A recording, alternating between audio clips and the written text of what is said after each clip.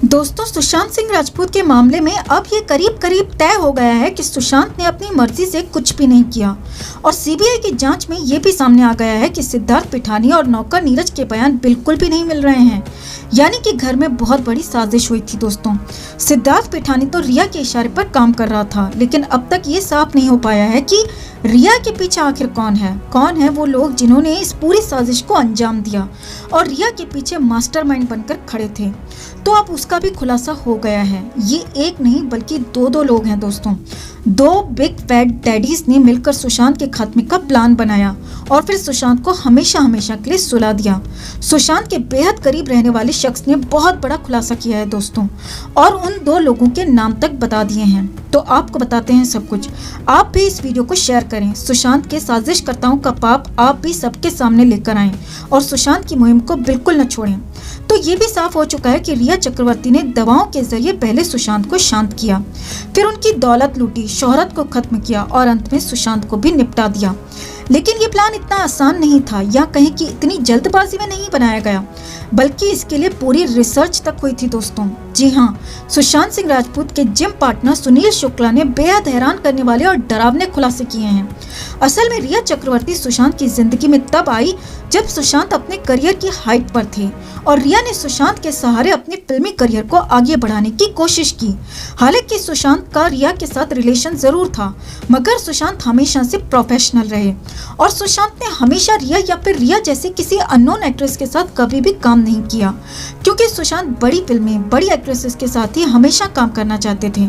और जब सुशांत और रिया का रिश्ता शुरुआती दौर में था, तो तभी रिया को लग गया था कि वो सुशांत के जरिए अपना करियर तो नहीं बना सकती, क्योंकि इन मामलों में सुशांत बेहद प्रोफेशनल थे और सुशांत ने कभी भी, जी हाँ याद रखिए दोस्तों, सुशांत ने रिया के लिए किसी डायरेक्टर से या फिर प्रोड्यूसर से कभी भी कोई सिफारिश नहीं की। यानी कि रिया समझ चुकी थी कि सुशांत के सहारे अब कुछ नहीं होने वाला। तो फिर उसने क्या किया वो देखिए। अब रिया को लगा कि सुशांत किसी काम का नहीं है, इसीलिए रिया सुशांत को छोड़ने का मन बना चुकी थी। तो फिर सुशांत के खिलाफ रची गई सबसे बड़ी साजिश। सुशांत के जिम पार्टनर सुनील शुक्ला ने बताया कि यहाँ पर रिया के शुगर डैडी महेश भट्ट की एंट्री हुई। जी हाँ, महेश भट्ट ने पूरा प्लान बनाया, क्योंकि पहली बात यह थी कि महेश भट्ट एक आउटसाइडर के इतना सफल होने से परेशान थे, और दूसरा महेश भट्ट को रिया का साथ जो देना था। अब वो प्लान क्या था वो भी समझिए दोस्तों। तो महेश भट्ट ने रिया को सुशांत के साथ ही रहने और अभी क्विट नहीं करने को कहा और सुशांत की दौलत को अपने कब्जे में करने को कहा। सुनील शुक्ला के मुताबिक महेश भट्ट के ही इशारे पर रिया ने सुशांत की दौलत को अपना बनाना शुरू कर दिया। पहले कुछ लाख, फिर कुछ करोड़ और बाद में सुशांत के करोड़ों रुपए और प्रॉपर्टी अपने नाम कर दी। महेश भट्ट का अगला प्लान था सुशांत को पागल बनाना। जी हाँ, ये महेश भट्ट के ही दिमाग की गंदी उपज थी और सुनील शुक्ला ने ही बताया कि सुशांत सिंह राजपूत ने ये जिक्र भी किया था।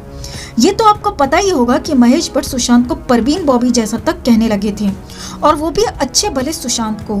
सुनील शुक्ला ने बताया कि सुशांत के साथ कभी भी कोई भी मेंटली दिक्कत नहीं थी, लेकिन सिर्फ सुशांत को इंडस्ट्री से बाहर करना था, इसीलिए सुशांत को पागल बनाने का प्लान बनाया गया। और इस प्लान में महेश भट्ट ने कई बड़े फिल्मी नामों को भी शामिल कर लिया था। इसी वजह से सुशांत का पुराना घर छुड़वा दिया गया और सुशांत को दवाइयां देना भी शुरू कर दी गईं। अब एक और बड़ा खुलासा देखिए, वो दवाएं आखिर सुशांत के लिए लाता कौन था? तो सुशांत के लिए वो दवाएं लिखने वाला, लाने वाला और देने वाला कोई और नहीं बल्कि रिया के पिता इंद्रजीत चक्रवर्ती थे। जी हाँ दोस्तों, ये बहुत बड़ा खुलासा सुशांत के जिम पार्टनर सुनील शुक्ला ने किया है। दो डैडीज ने मिलकर सुशांत को खत्म कर दिया। पहले थे महेश भट्ट जो कि शुगर डैडी, और दूसरे बायोलॉजिकल डैडी इंद्रजीत चक्रवर्ती। रिया चक्रवर्ती ने अपने पिता को ऐसे प्रोजेक्ट किया था दोस्तों कि जैसे इंद्रजीत चक्रवर्ती कोई डॉक्टर हैं, जबकि खुद इंद्रजीत अपने नाम के आगे इंडियन आर्मी लिखते थे।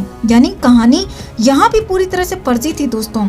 रिया के पिता ना तो डॉक्टर हैं और ना ही इंडियन आर्मी में, बल्कि कहानियां बनाने के लिए ये सब कुछ फर्जीवाड़ा होता रहा। ये सब कुछ फर्जी नाम इस्तेमाल होते रहे और रिया चक्रवर्ती ने अपने पिता इंद्रजीत चक्रवर्ती की लाकर दी गई दवाएं सुशांत सिंह राजपूत को दी। सुनील शुक्ला के मुताबिक रिया इसीलिए दिसंबर 2019 में सुशांत को अपने घर भी लेकर गई थी और वहां सुशांत करीब 1 महीने तक रहे। यही नहीं, इससे आगे भी हमेशा रिया सुशांत को वही दवाएं देती रही। सुनील शुक्ला ने यहाँ तक कहा कि जब 8 जून को रिया चली गई थी तो फिर सुशांत को वो दवा किसने दी? तो खुद सिद्धार्थ पिठानी कह चुका है कि वो खुद सुशांत को दवाएं देता था। यानी कि पूरी की पूरी कहानी और तस्वीर साफ हो गई। महेश भट्ट ने पूरी साजिश का प्लान बनाया। पहले बॉलीवुड के बड़े फिल्म मेकर्स को सुशांत के खिलाफ तैयार किया और इन फिल्म मेकर्स ने सुशांत को बर्बाद किया। और फिर रिया ने सुशांत की दौलत लूटी और उसके बाद रिया ने अपने फर्जी डॉक्टर बाप को इसमें शामिल किया। सुशांत को दवाओं का ओवरडोज दिया गया। सिद्धार्थ पिठानी और दीपेश सावंत को भी इसमें शामिल किया गया, जो कि आखिरकार अब सिर्फ मोहरे बनकर सामने रह गए हैं, क्योंकि खुलासा ये हुआ है कि इस मामले में साजिश करता दो बड़े नाम महेश भट्ट और इंद्रजीत चक्रवर्ती थे। और अंत में 14 जून को इन सब लोगों ने मिलकर सुशांत को खत्म कर दिया दोस्तों। यानी कहानी अब करीब करीब साफ होती जा रही है। इंतजार बस उस दिन का है दोस्तों जब सीबीआई इस पूरे मामले का खुलासा करेगी। तो आप सुशांत के लिए दुआ करें और सुशांत की इस मुहिम को यूं ही आगे बढ़ाते रहें। जस्टिस फॉर सुशांत के लिए इस खबर को लाइक और शेयर करना ना भूलें। हर अपडेट के लिए बने रहें हमारे साथ, क्योंकि आप हैं तो ही हम हैं।